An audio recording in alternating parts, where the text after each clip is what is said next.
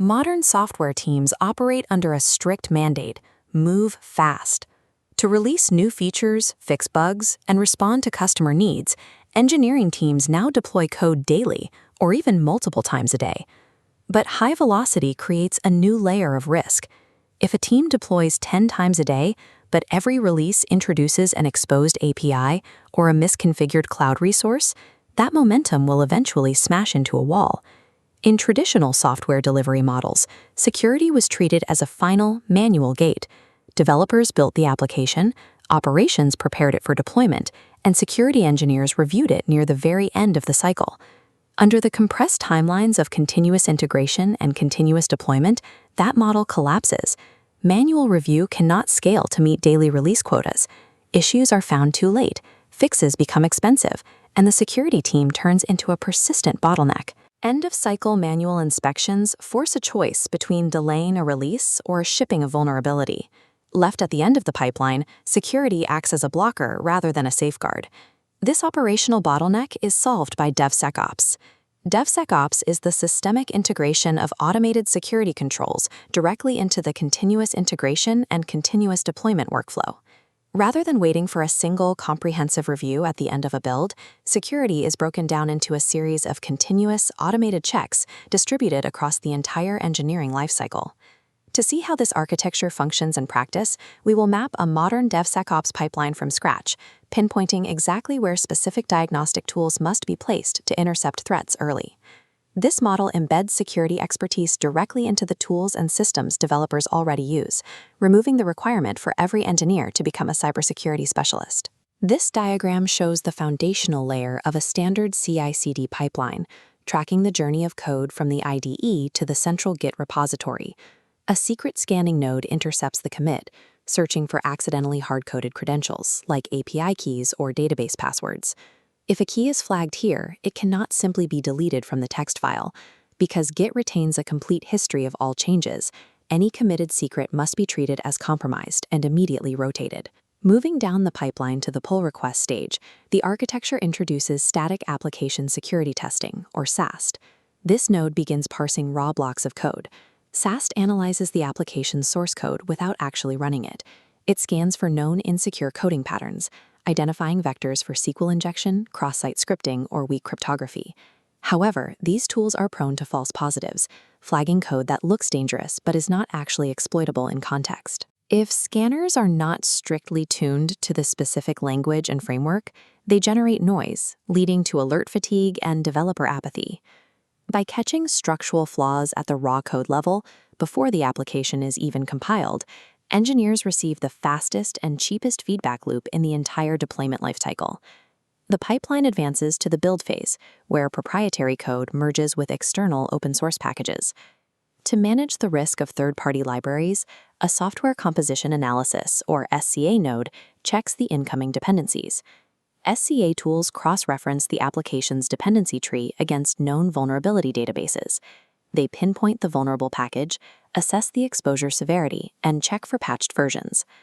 Once the dependencies are verified, the application code and its required libraries are packaged together into a standardized architectural format, typically a Docker container image. That the container itself introduces a new attack vector. A container scanning node checks the image for outdated packages, embedded malware, or excessive root privileges. Writing perfectly secure application code offers little protection if the architectural envelope it ships inside is compromised before it ever reaches production. The application is now packaged, but it needs an environment to run in. Modern teams define their cloud infrastructure using infrastructure as code, writing scripts to automatically provision servers, databases, and networks. Before those scripts execute, infrastructure as code scanning analyzes the configuration files. If a Terraform script attempts to deploy an unencrypted database, the action is instantly intercepted. This relies on policy as code. Instead of keeping security requirements in manual rulebooks, governance rules, such as no public S3 buckets, are written directly into automated scripts. Policy as code ensures consistent enforcement across massive enterprise environments. Teams can iterate quickly, knowing that any configuration violating baseline governance will be automatically caught. Catching a cloud misconfiguration during planning prevents a security event before the resource is created, making it vastly more efficient than post-deployment remediation. The code and infrastructure have passed all static checks. The application is now compiled, deployed, and running in a staging environment. Here we introduce Dynamic Application Security Testing, or DAST, acting as the counterpoint to our earlier static analysis. DAST interacts with the application from the outside in. By actively probing the live environment, it catches runtime errors, missing security headers, and complex authentication flaws that are completely invisible to static code scanners. This phase also requires dedicated API security testing. Automated tests bombard the endpoints to check for excessive data exposure and broken object-level authorization, ensuring a logged-in user cannot manipulate an ID to access someone else's data.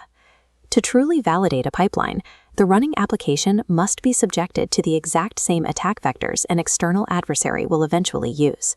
Throughout this architecture, the pipeline relies on automated decision points called security gates. These determine whether a build progresses to the next stage or fails entirely. The design of these gates dictates the success of the system. If every minor issue acts as a hard block on deployment, the pipeline paralyzes engineering output. A functional DevSecOps pipeline requires a risk-based gate strategy. A minor issue in an internal tool might generate a warning ticket for the backlog, while a critical internet-facing exploit triggers an immediate hard block. When a gate blocks a deployment, it must provide clear feedback. A developer needs to know exactly what failed, why the policy exists, and the specific version upgrade required to resolve the alert. Security controls only work if they are adopted. If automated gates create friction without actionable context, engineers will bypass the system. Passing the final security gate and deploying code to production is only one milestone in the DevSecOps lifecycle. Threats still emerge in live environments. Production monitoring continuously scans the live system to catch zero-day exploits, abnormal API spikes, or cloud configuration drift. Managing this complex web of scanners, gates, and monitors across dozens of development teams requires centralized coordination, often handled by platform engineering teams. Platform engineers build golden paths, internal developer templates with standard pipelines, all required security tools, scanners, and secret vaults pre-configured by default. By making the most secure path the easiest possible path for developers to use, platform engineering guarantees systemic adoption across the enterprise. A mature DevSecOps pipeline generates a significant operational byproduct, the ability to automate compliance requirements. Every scan result, policy approval, and code review is captured as a record within the pipeline. This creates a real-time audit trail, transforming compliance from a manual document gathering exercise into a continuous byproduct of the engineering process. The initial tension between rapid deployment and robust protection proves to be a relic of outdated methodologies. DevSecOps demonstrates that speed and security are not opposing forces. By embedding automated governance directly into the delivery flow, modern engineering teams achieve both maximum velocity and maximum resilience.